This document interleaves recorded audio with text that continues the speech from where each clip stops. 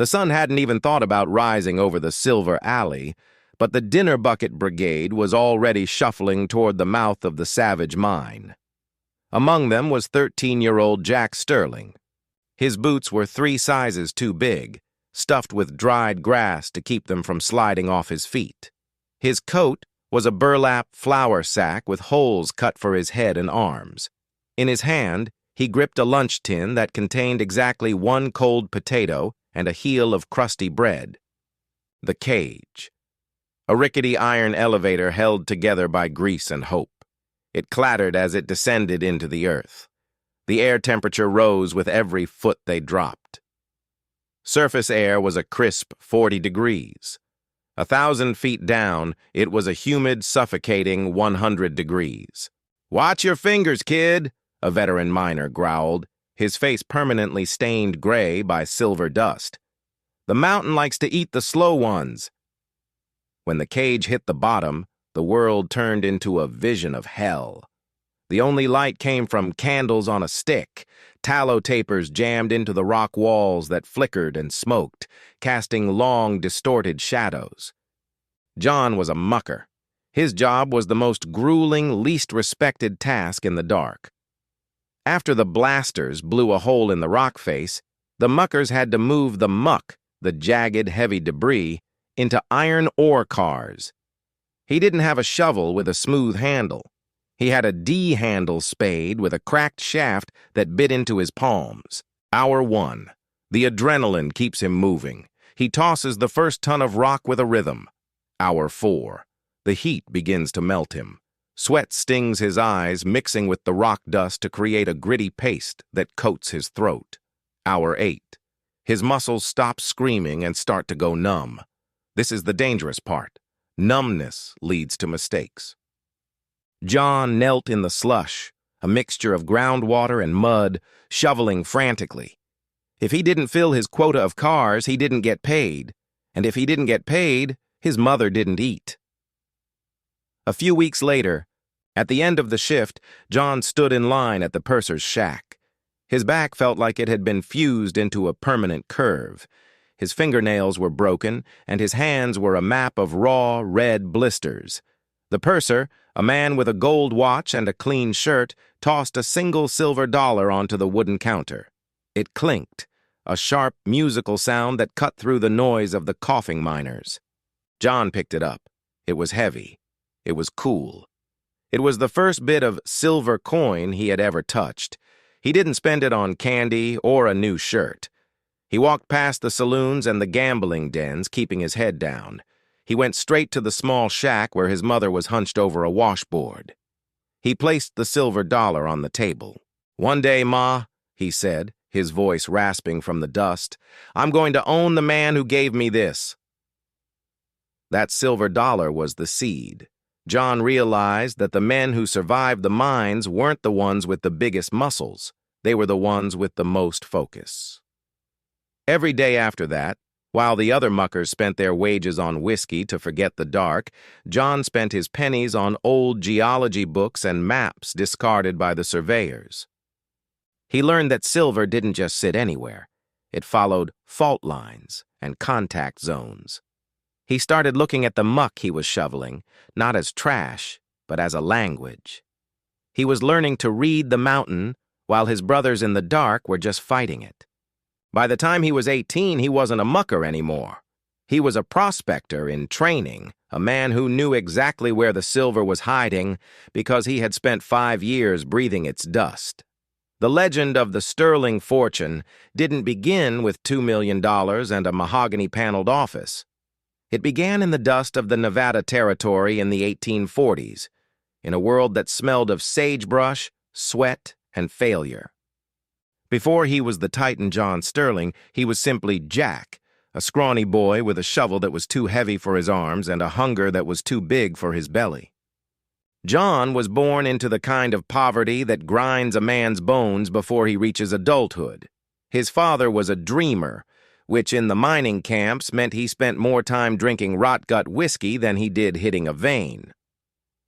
At 12, his father had vanished into a collapsed tunnel, leaving John with nothing but a rusted pickaxe and a mother who worked herself to death over other people's laundry. Young John worked as a mucker, the lowest job in the mines. He hauled heavy buckets of waste rock out of the dark, damp earth for 12 hours a day. He slept on a burlap sack filled with straw. The struggle wasn't just physical, it was the psychological weight of being invisible. He watched the Silver Kings ride by in their velvet-lined carriages, their pockets heavy with the earth John was breaking his back to move. One day, John would whisper to the cave walls, "I won't be the one moving the rock. I'll be the one who owns the mountain."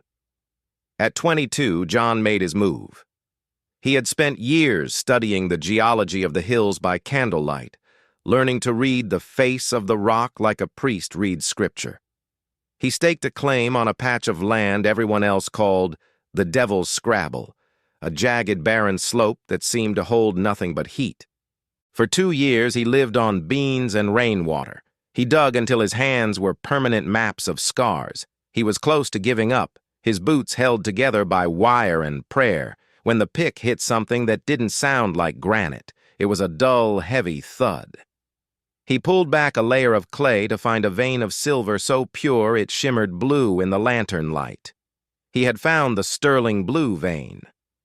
But success brought a different kind of struggle. To protect his claim, he had to fight off claim jumpers and corrupt local officials. He slept with a shotgun across his knees for 6 months, guarding the hole in the ground that would eventually become a $2 million empire. He learned then that the world doesn't give you what you deserve. It gives you what you are strong enough to keep. With the money flowing, John realized he needed a face for his new life. He moved to the city and met Virginia. Virginia was the daughter of a family that had plenty of old name status, but was running low on new money. She was beautiful, poised, and as cold as a Nevada winter. John thought he was buying respectability. Virginia thought she was buying security. When they married, it was a transaction disguised as a romance. "I will run the home," Virginia told him on their wedding night, her voice devoid of warmth. "And you will provide the means to ensure we are never looked down upon ever." John agreed. But as the years passed, he realized the means were all she cared about. The more he built, the company, the mansion, the reputation, the more distant she became. She turned the house into a museum, a place where John felt like an intruder in his own life. Then came the children. John had dreamed of a legacy, of sons who would take his shovel and turn it into a scepter. Sarah, the firstborn. She had John's heart. She was the only one who seemed to see the man behind the money. Tom, the eldest son. John tried to take him to the mines, to show him the grit it took to build the name. Tom hated the dirt. He liked the silk shirts and the power, but none of the work. Bill, born with a silver spoon that he immediately tried to gamble away. Bill saw the sterling name as a license to be lazy. Frank, the quiet one, the black sheep. He felt overshadowed by Tom and Bill's loud failures and grew bitter in the corners of the house. Mildred, the baby. She was a ghost in the house, watching her father grow older and her brothers grow greedier. John sat at the head of a dinner table that cost more than the camp he grew up in, looking at 5 children who didn't know how to work and a wife who only spoke to him through the butler, Clarence. He saw his life's work being circled by vultures he had raised himself. The struggle of his childhood had been against poverty. The struggle of his old age was against his own blood. He remembered the mucker's shovel. He remembered the hunger. And then he looked at Bill, who was complaining that the wine wasn't cold enough, and Tom, who was asking for another loan to cover a bad investment in a failed shipping line. "You have no idea what it costs to be a sterling," John said, his voice a low rumble that silenced the table. "It costs us our freedom, Father," Tom snapped back. "You keep the purse strings so tight we can't even breathe." John looked at Virginia. She was staring at her plate, silent. She had facilitated this. She had raised them to believe that the money was their birthright, not a reward for effort. That night, John went to his study. He looked at the $2 million figure on his balance sheet. To anyone else, it was a triumph. To him, it was a weight. "Clarence," he called out. The loyal butler appeared in the doorway. "Yes, sir?" "Call the lawyers. Tell them I want to draft something. Unconventional, something that can't be touched. Not by my wife, not by my sons." "And the reason, sir?" John looked at his scarred hands, the permanent reminders of the Nevada mines. "Because I want to give my descendants the one gift my children never had, the chance to be hungry enough to be great." The history of John Sterling is a story of a circle.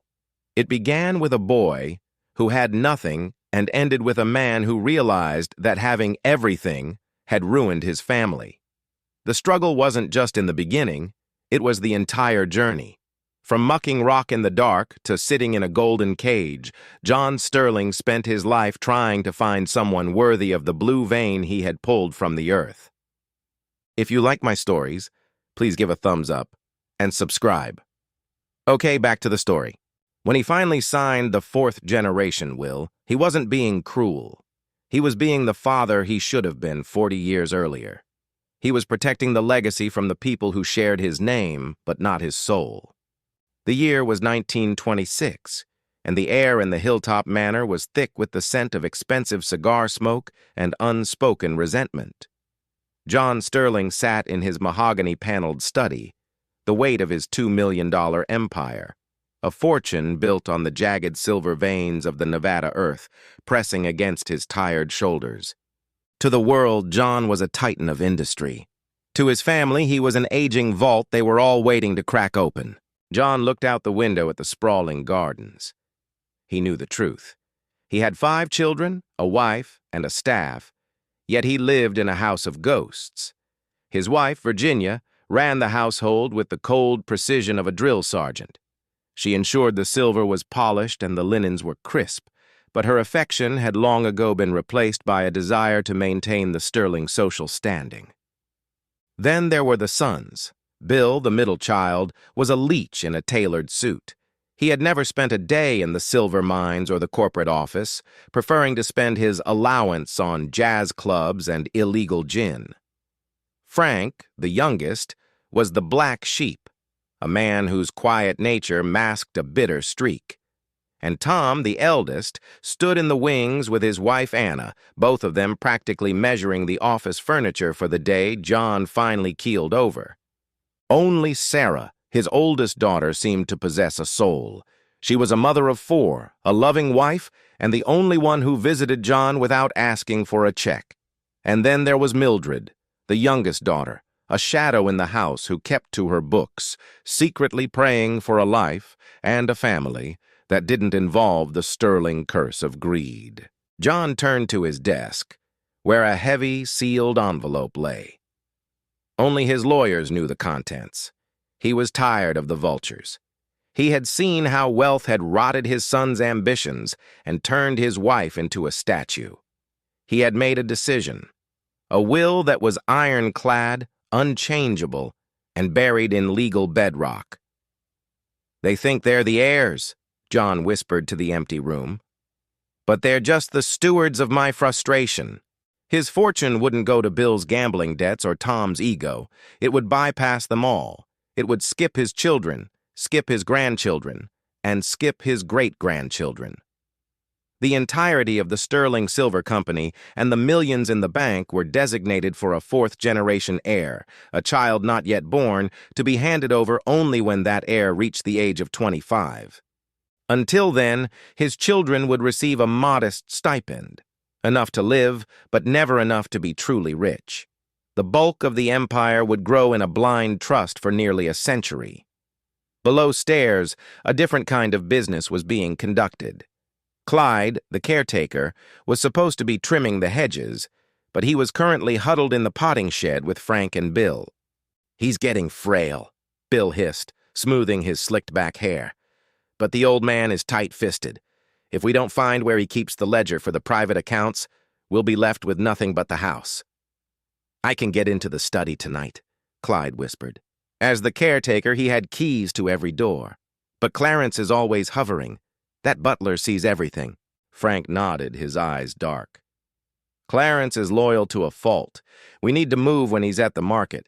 If we can find a way to make Father sign a supplemental deed while he's groggy on his heart medicine, we can bypass whatever he's planning. What they didn't realize was that Clarence, the butler, was currently standing just outside the shed, his back to the wood slats, his face a mask of stoic calm.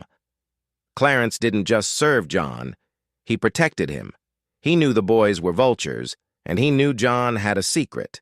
He didn't know what the secret was, but he knew John's heart was broken by his own flesh and blood. A week later, the family gathered for Sunday dinner. Virginia sat at the head of the table, her spine as rigid as a bayonet. "John," Virginia said, her voice clipping the air. "Tom and Anna were discussing the expansion of the North Vein. Tom thinks he should be named Executive Vice President this month." Tom leaned forward, his wife Anna nodding eagerly. "It's time I started taking over the day-to-day, Father. You should be resting." John looked at Tom. He saw the greed in Anna's eyes. Then he looked at Bill, who was nursing a drink, and Frank, who wouldn't meet his gaze.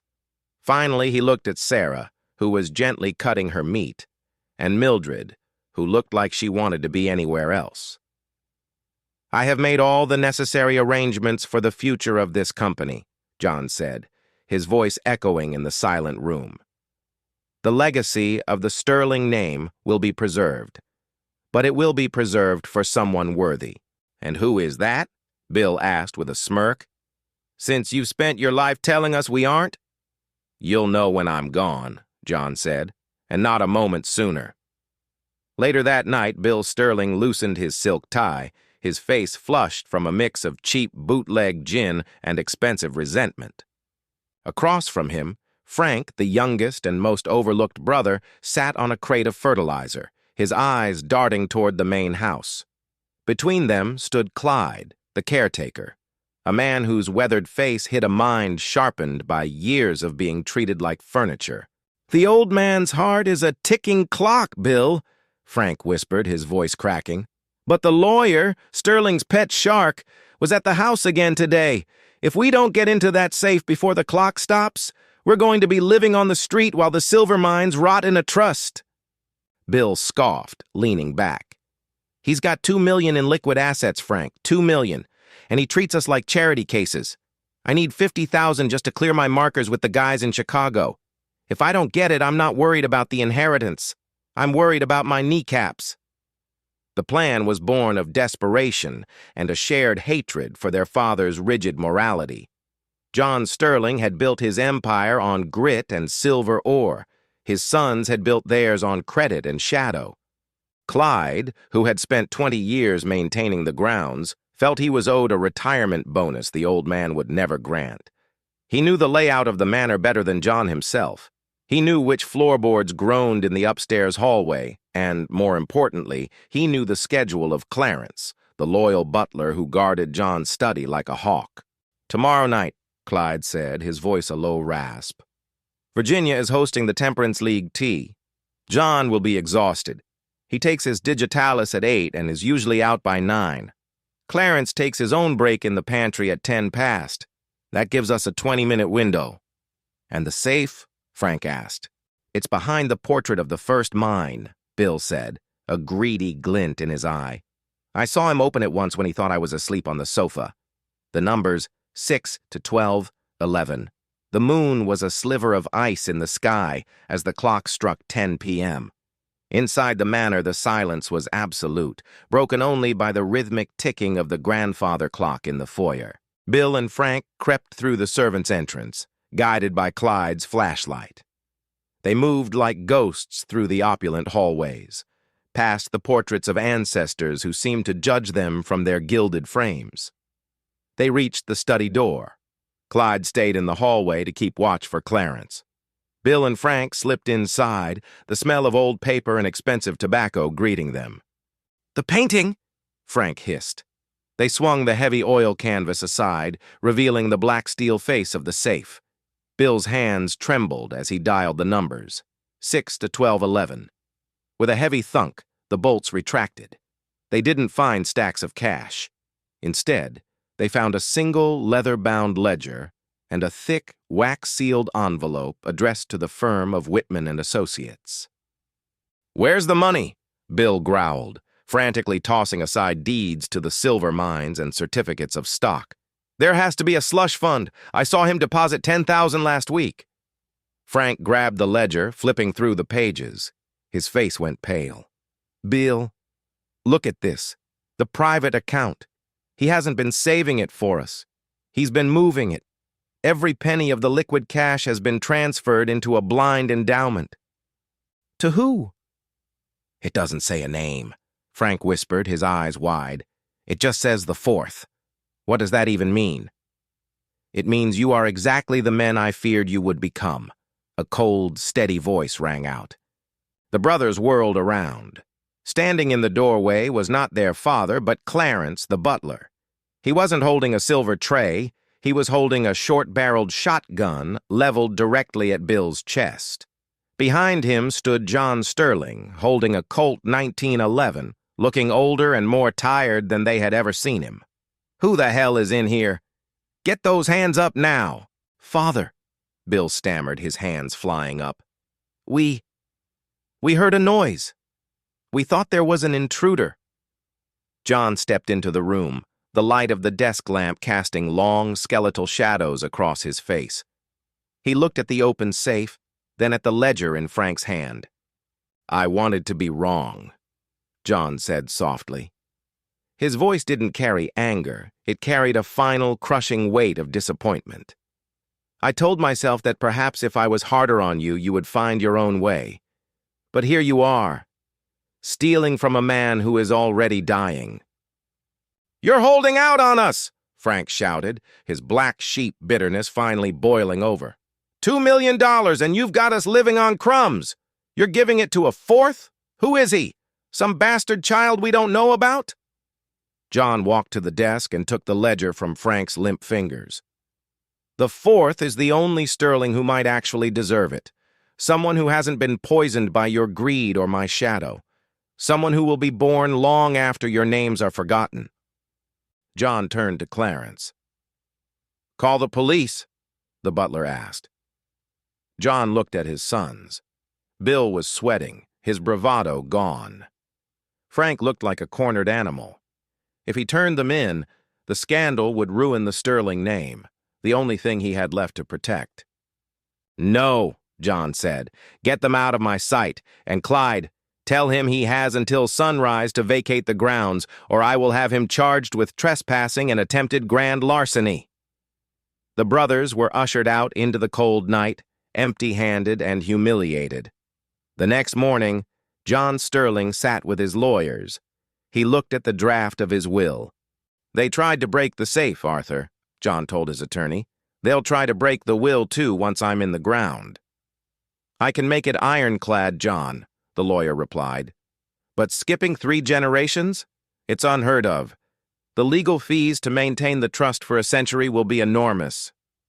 "Look, I understand. Pay them," John said, staring at a photo of his oldest daughter, Sarah, and her young children. He knew Sarah was good, but he knew her children would be raised by the same society that ruined Bill and Frank. He had to wait. He had to let the bloodline cool for 100 years, until the Sterling name meant nothing, and the money could mean everything.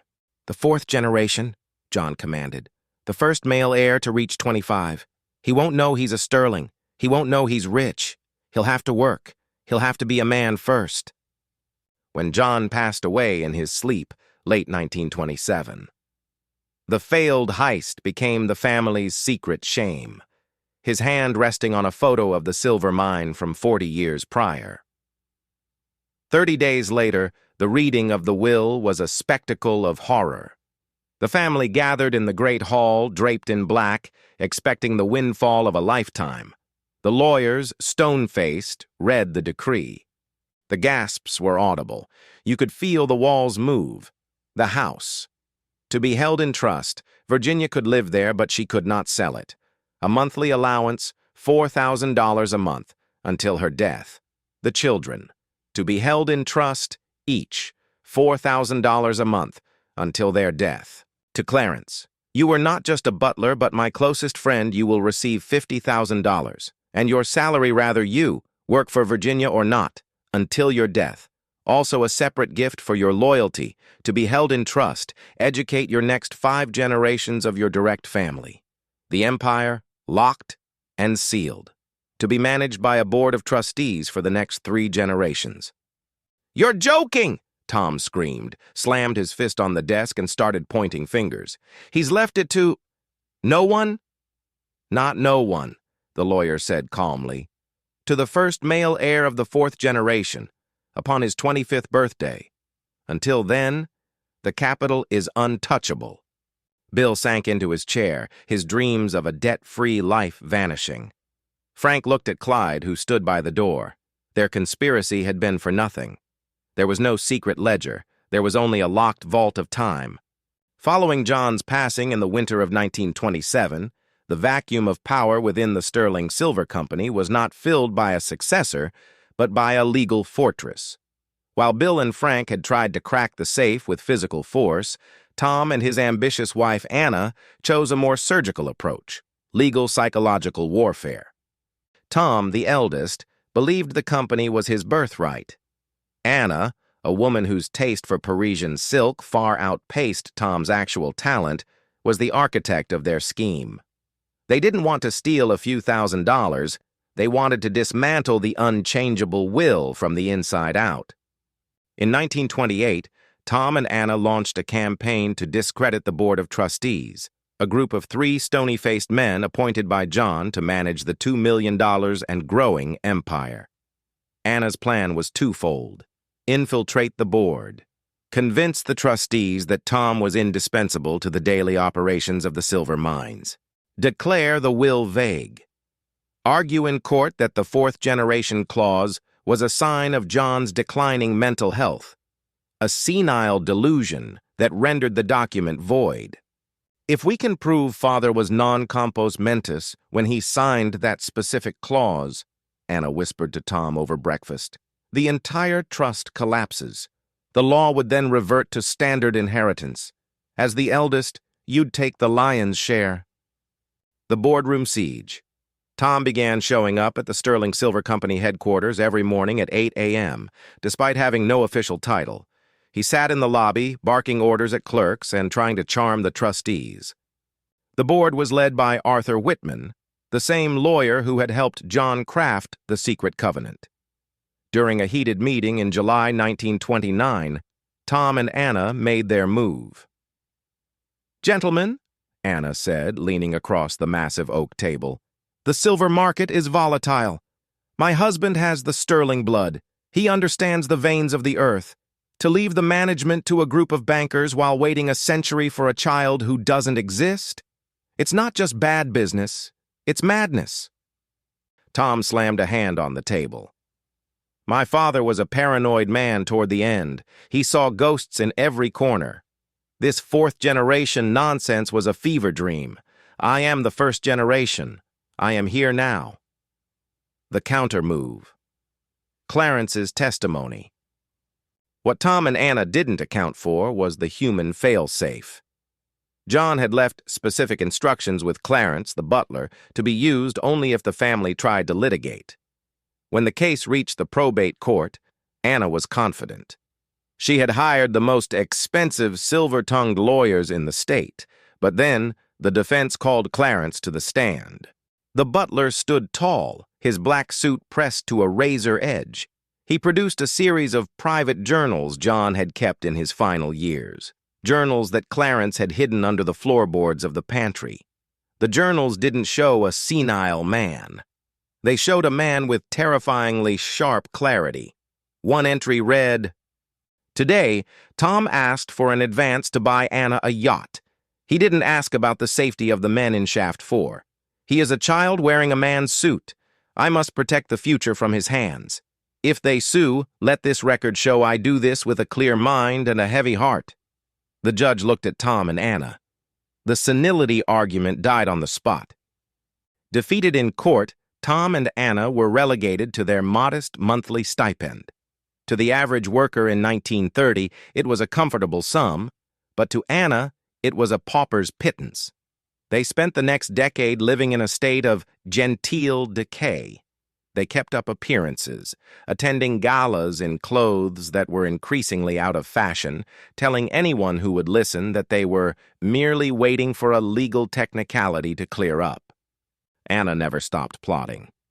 She spent her final years trying to groom her own son, the second generation, to be a corporate raider to take the company back.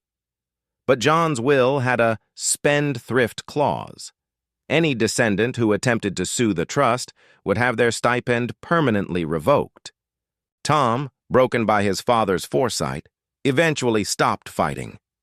He spent his days in the manor's library, surrounded by books he didn't read, watching the Silver Empire grow into a mountain of wealth he could see but never touch.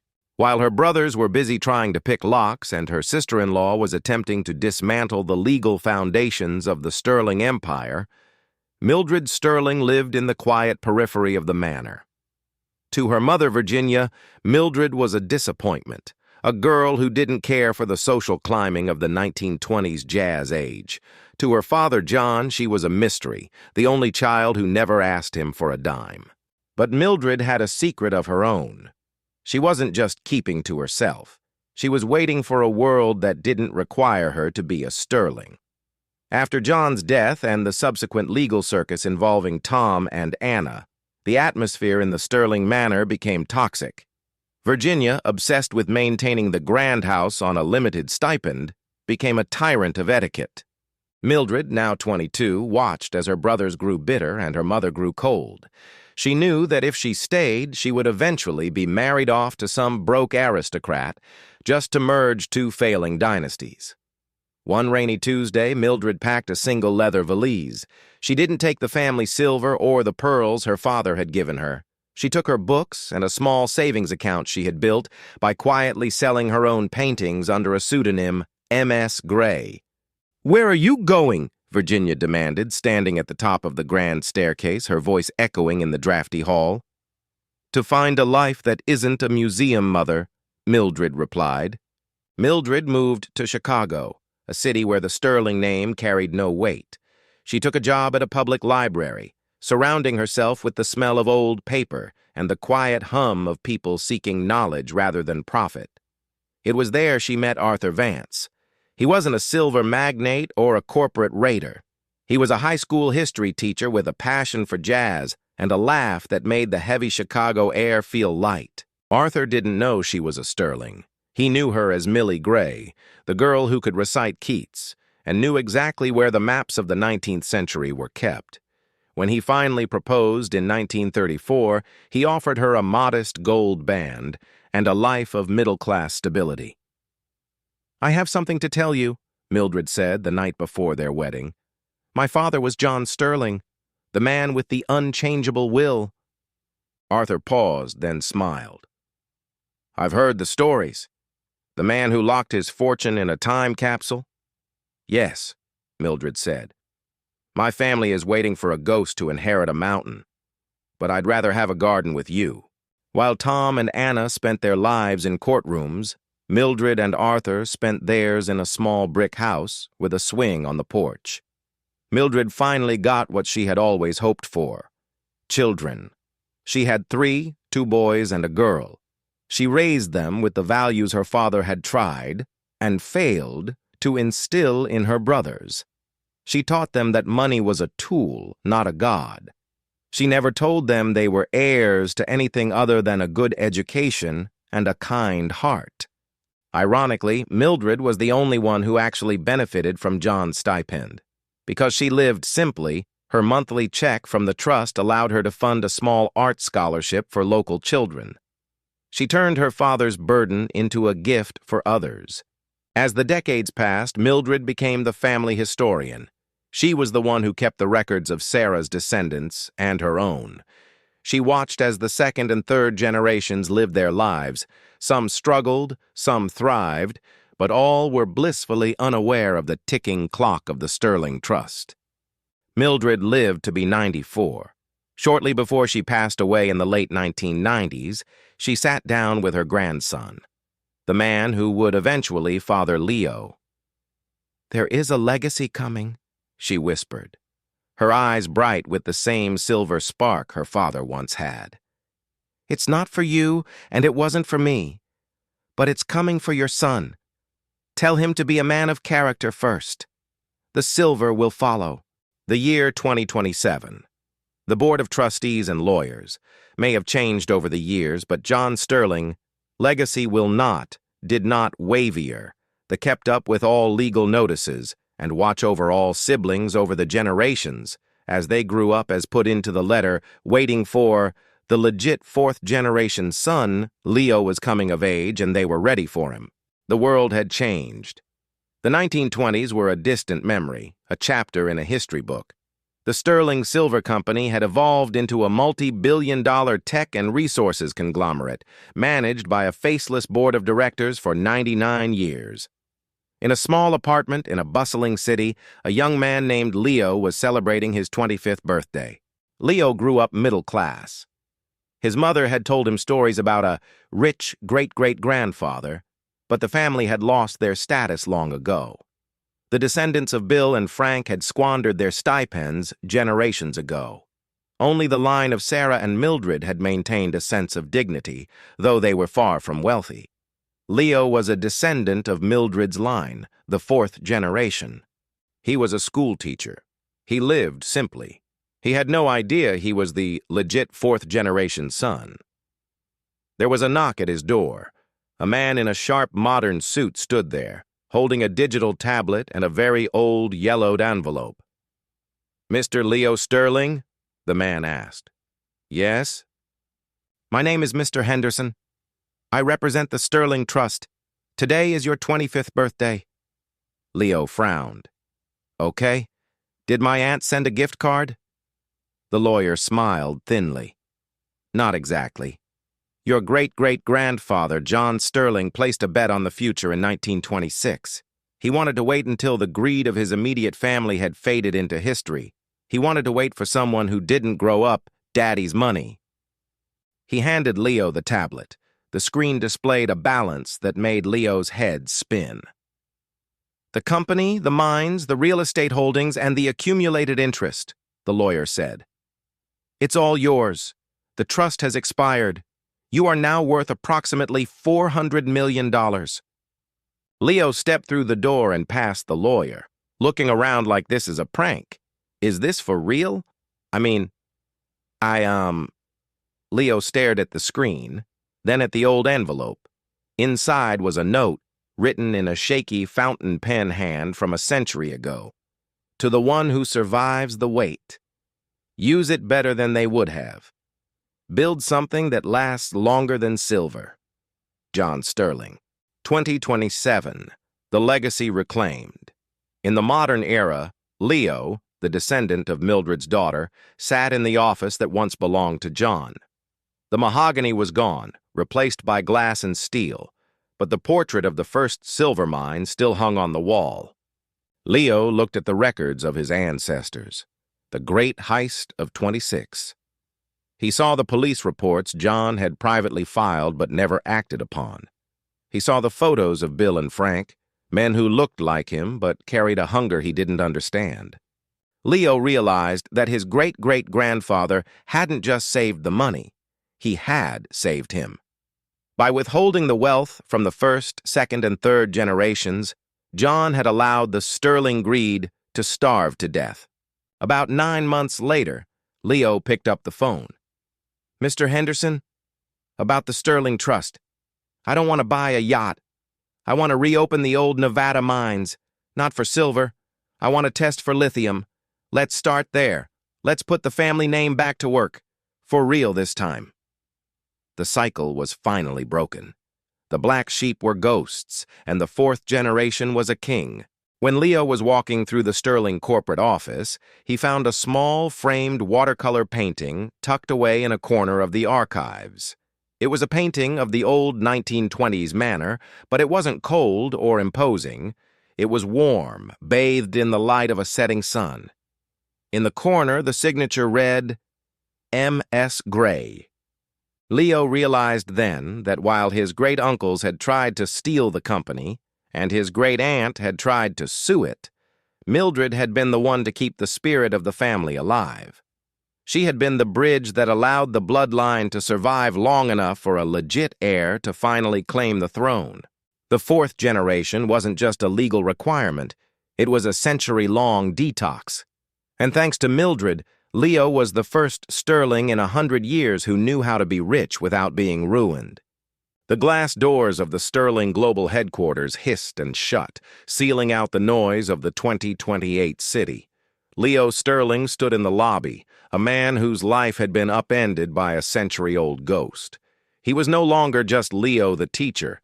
He was the legit fourth-generation son, the owner of a skyline he hadn't built. About a year later, waiting for him near the obsidian reception desk, was a man roughly his own age, dressed in a sharp but modest suit. He held a weathered, brass-bound wooden box. "Mr. Sterling?" the man asked. "My name is Marcus. My great-grandfather was Clarence, the butler to your great-great-grandfather."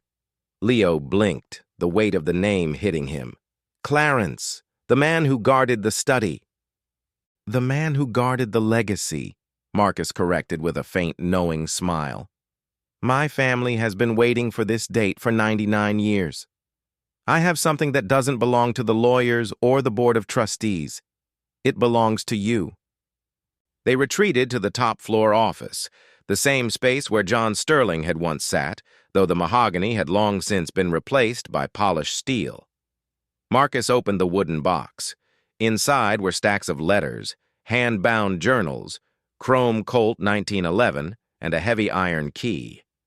"My great-grandfather wasn't just a servant," Marcus explained, laying out the documents.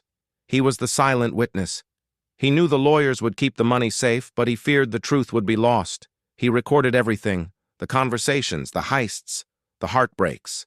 Leo picked up a letter dated October 14, 1926. The handwriting was precise, the ink fading but legible. "To my descendant," the letter began.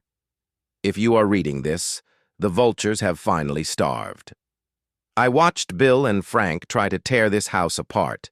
I watched Tom try to litigate his way into a throne he didn't earn.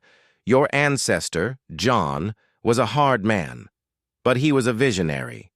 He knew that wealth is a poison if you don't build the cup yourself." The revelation of the secret, 3.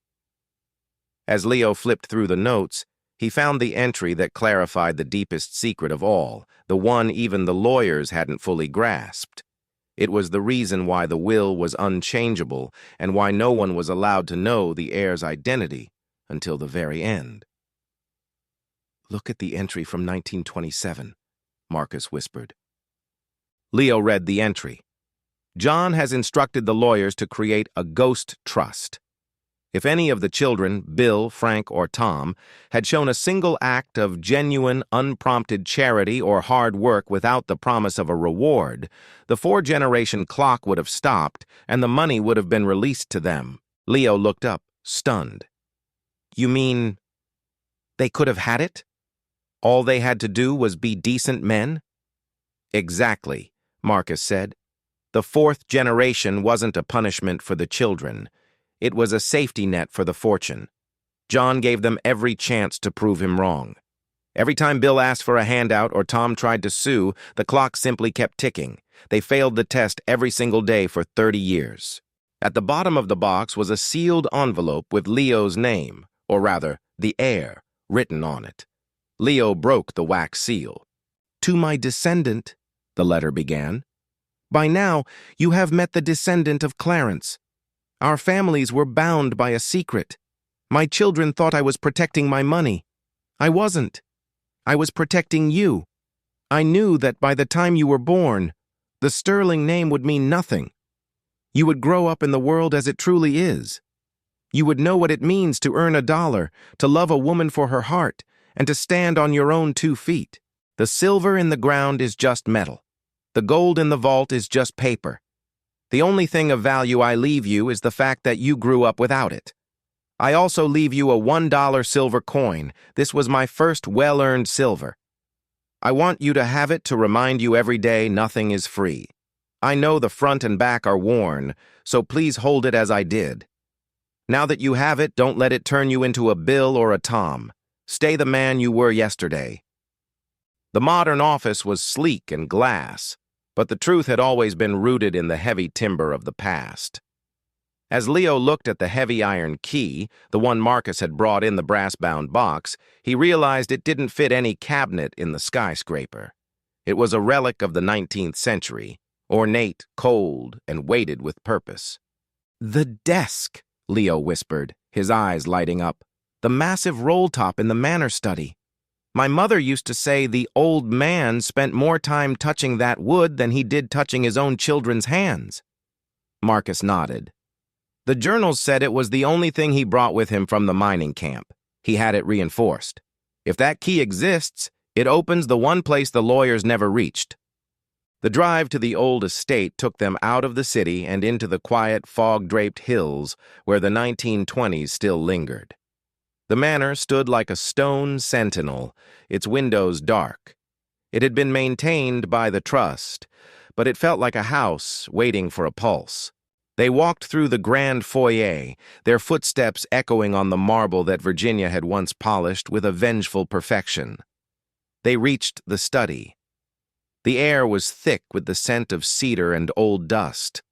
In the center of the room sat the desk, a mountain of dark, hand-carved oak that looked like it had been grown from the earth itself. Leo stepped forward. He felt a strange tremor in his hand as he slid the iron key into the central lock. It didn't turn easily. A century of oxidation resisted him. He leaned his weight into it. Crack. Thump. The mechanism groaned and gave way.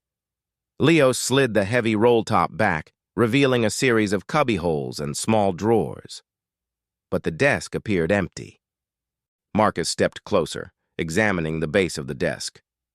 My great-grandfather's notes mentioned a false floor in the mucker's style. Miners used to hide high-grade ore in the bottom of their toolboxes. He pressed a hidden catch under the right-hand drawer. A hollow thump echoed, and a shallow tray slid out from the very bottom of the desk. Inside were 3 items that changed everything they knew about John Sterling's secret number 4. 1. The Atonement Ledger. It wasn't a book of profits. It was a list of names, hundreds of them. They were the families of the miners who had died in the Sterling Blue mine during the early days. Next to each name was a series of dates and dollar amounts. He wasn't just hoarding money, Leo said, his voice thick with emotion. He was paying pensions to the widows and orphans for decades, in secret. He didn't want the board or his sons to know he was soft, so he did it off the books. 2. The unsent letters. There were 5 envelopes, yellowed with age, each addressed to one of his children, Sarah, Tom, Bill, Frank, and Mildred. Leo opened the one addressed to Bill. It wasn't a lecture, it was a single sentence. I keep the money from you not because I hate you, but because I am terrified that without the struggle, you will never find out who you are. 3. The map of the second vein. At the very bottom lay a hand-drawn map of the original Nevada claim. It showed a secondary vein that John had intentionally collapsed and hidden. He didn't mine at all, Marcus realized, tracing the lines. He saw how the first 2 million destroyed the peace of his home. He buried the rest of the silver. He left it for a generation that would know how to use it for more than just silk shirts and gin. The weight of the wood. Leo sat in his great-grandfather's chair, his hands resting on the oak desk. He looked at Marcus. The office in the city was about the future, but this desk was about the soul. The lawyers thought the secret was just the 4th-generation clause, Leo said. But the real secret was that he was a man who felt everything. He wore the mask of a tyrant to protect a heart that was still that 13-year-old boy in the mud. Marcus stood by his side. He knew that if he told his family about the pensions or the hidden vein, they would have picked him clean while he was alive. He had to be a ghost to be a saint. Leo picked up the iron key. He didn't put it back in the box. He handed it to Marcus. "Keep this," Leo said. "The company belongs to the Sterlings, but the heart of it, the truth, belongs to the Vances. If I ever start acting like Tom or Bill, I want you to take me back to this desk and show me those names in the ledger." Marcus took the key, its heavy iron cold in his palm. "I won't let you forget, Leo. That's what partners are for." They walked out of the study, leaving the desk open to the air for the first time in 100 years. The fog outside was lifting, and for the first time, the Sterling legacy felt like it wasn't a burden to be carried, but a story worth telling. The discovery of the atonement ledger changed the mission. For Leo and Marcus, the second vein wasn't just a physical resource to be mined, it was a moral one.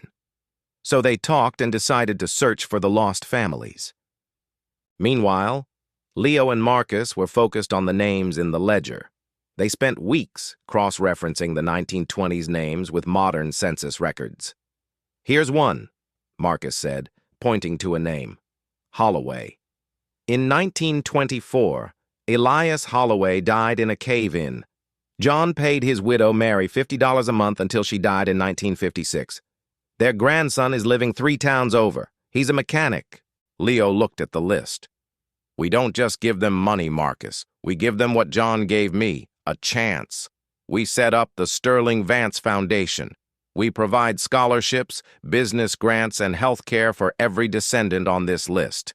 We settle the debt." Leo and Marcus spent the next year traveling. They didn't go to board meetings or galas. They went to small towns, meeting the descendants of the men John had mucked with a century ago. They met the Holloways, the Sullivans, and the O'Malleys. They didn't tell them they were paying them back. They told them they were investing in a shared history. One evening, back at the manor, Leo sat at the old oak desk. He took a pen, and at the very bottom of the atonement ledger, he wrote 2 names, Leo Sterling and Marcus Vance. Underneath, he wrote, "Debt paid. Story begun." He closed the ledger, locked the desk with the heavy iron key, and handed the key to Marcus's young son, who was playing on the rug with Leo's daughter. "Keep this safe," Leo told the boy. "One day you'll need to remember where you came from." The transition from the old world to the new was finally complete. A year had passed, and the Sterling Global Headquarters had been transformed from a cold temple of finance into a living, breathing engine of innovation. But for Leo, the 4th-generation heir, and Marcus, the descendant of the loyal Clarence, the real work wasn't in the spreadsheets. It was in the blood. The dinner of 2 houses.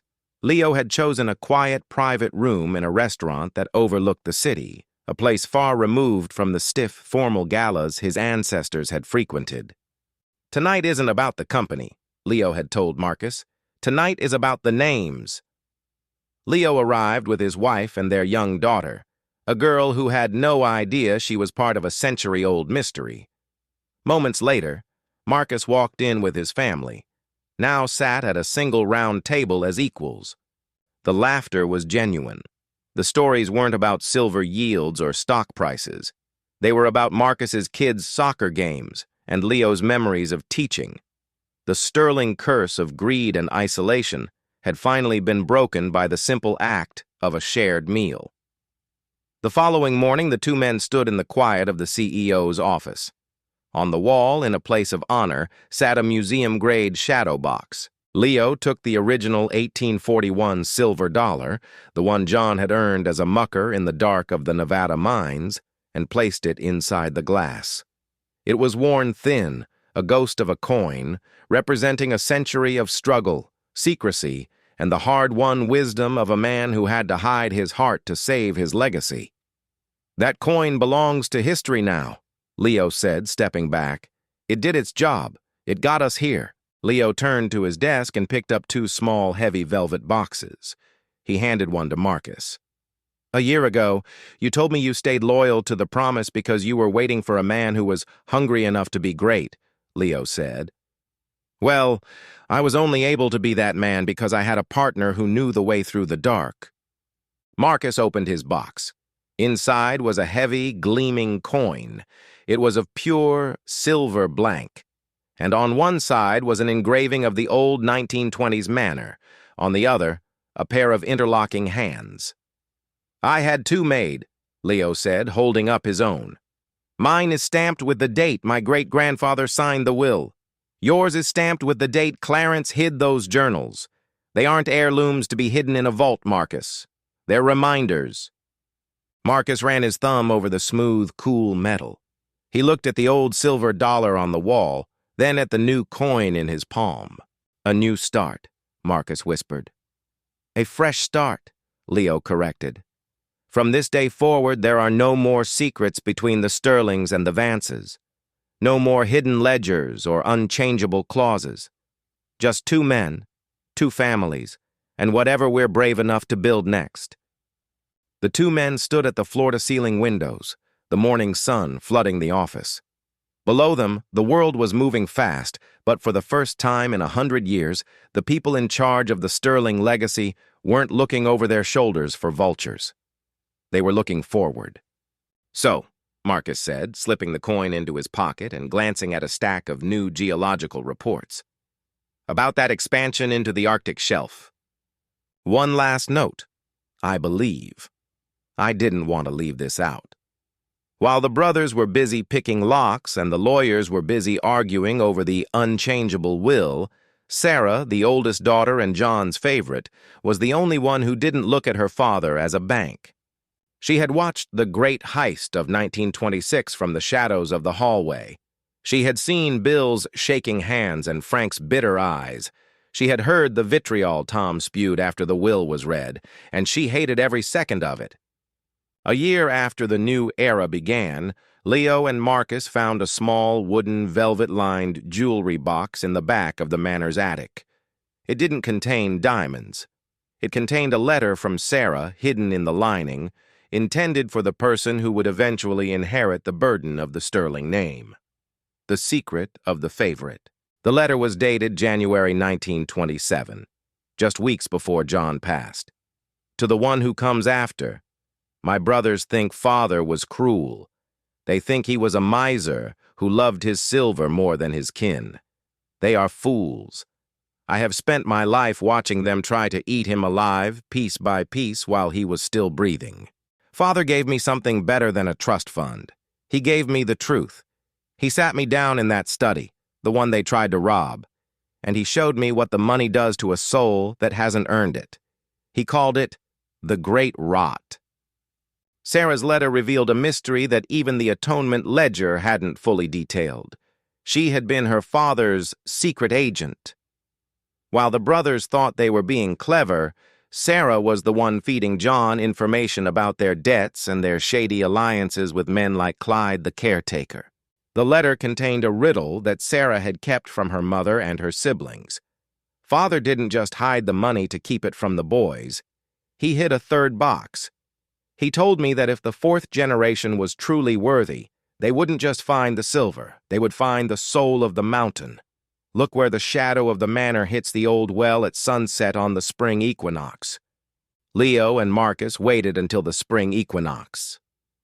As the sun dipped behind the Nevada hills, a long, thin shadow from the manor's tallest spire stretched across the lawn, pointing directly to a loose stone at the base of the dried-up well. They pried the stone loose. Inside was a small, lead-lined box. When Leo opened it, he didn't find stocks or gold. He found a collection of hand-carved wooden figures. They were tiny, detailed carvings of miners, mules, and a small woman washing clothes. Underneath them was a final note from Sarah. "Father carved these when he was a mucker in the dark. He told me they were the only things that kept him sane. He wanted the heir to have them, so they would never forget that every dollar in the bank began as a piece of wood and a lonely boy's dream. He was happy, truly happy, to leave the money to a ghost rather than a vulture. Sarah hadn't been left out of the fortune. The mystery revealed that John had privately purchased a small farm in her husband's name years before he died. A gift given in secret so her brothers couldn't sue her for it. She was happy, Leo realized. holding the small wooden carving of the washerwoman, John's mother. She got the only thing worth having, her father's respect and a life away from the greed. Marcus looked at the carvings. She protected him, Leo. She was the reason he didn't give up on the family entirely. She gave him hope that even if his sons were rot, his blood could still produce something good. Leo took the wooden figures and placed them on the big oak desk in the manor. They weren't worth millions, but to him, they were the most valuable assets in the Sterling Empire. Sarah's letter had closed the final gap in the story. She hadn't been a victim of her father's cruel will. She had been his partner in protecting the future. She had seen the brothers for what they were and chose to stand with the man who built the mountain. As Leo looked at the carvings, he realized that Sarah's happiness was the blueprint. She had lived a full, loving life because she didn't want the money. And now Leo had the money. But because of her, he knew that the only way to keep his soul was to treat it like she did, as something that belonged to the past, the present, and the future all at once. Thank you for watching and listening. There is more stories to come. If you like this content, please subscribe and a thumbs up.